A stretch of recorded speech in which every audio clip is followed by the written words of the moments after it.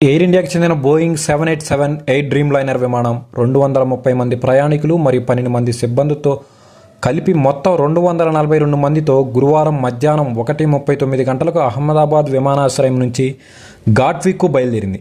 అయితే టేకాఫ్ అయిన కొద్ది నిమిషాల్లోనే విమానం కుప్పకూలి మంటల్లో చిక్కుకుంది. ఈ ప్రమాదంలో ప్రాణాలతో బయటపడ్డ 40 ఏళ్ల విశ్వాస్ కుమార్ రమేష్ అనే వ్యక్తిని అహ్మదాబాద్లోని అసర్వాల్ గల సివిల్ ఆసుపత్రి జనరల్ వార్డులో చేర్పించారు. అతడి ఛాతీ, కళ్ళు, పాదాలకు మాత్రమే గాయాలయ్యాయి.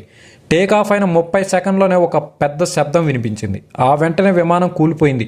అంతా క్షణాల్లో జరిగిపోయింది అని విశ్వాస్ ఒక జాతీయ మీడియా సంస్థతో మాట్లాడుతూ ఆ భయానక క్షణాలను గుర్తు చేసుకున్నారు. నేను స్పృహలోకి వచ్చి చూసేసరికి నా చుట్టూ మృతదేహాలు ఉన్నాయి. భయంతో వణికిపోయాను. వెంటనే లేచి పరిగెత్తాను. విమాన శకలాలు అక్కడక్కడ చెల్లా చెదురుగా పడి ఉన్నాయి.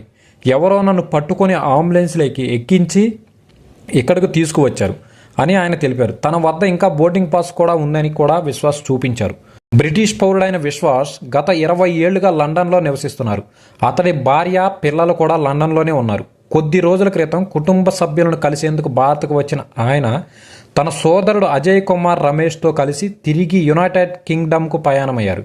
మేమిద్దరం డయ్యూ వెళ్ళొచ్చాం. తను కూడా నాతో పాటే ప్రయాణిస్తున్నాడు.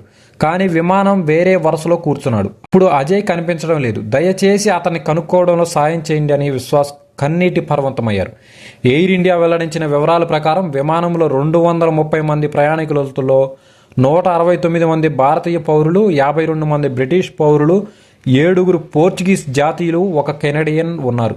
ప్రస్తుతం అహ్మదాబాద్ సివిల్ ఆసుపత్రి వద్ద విషాదకర వాతావరణం నెలకొంది.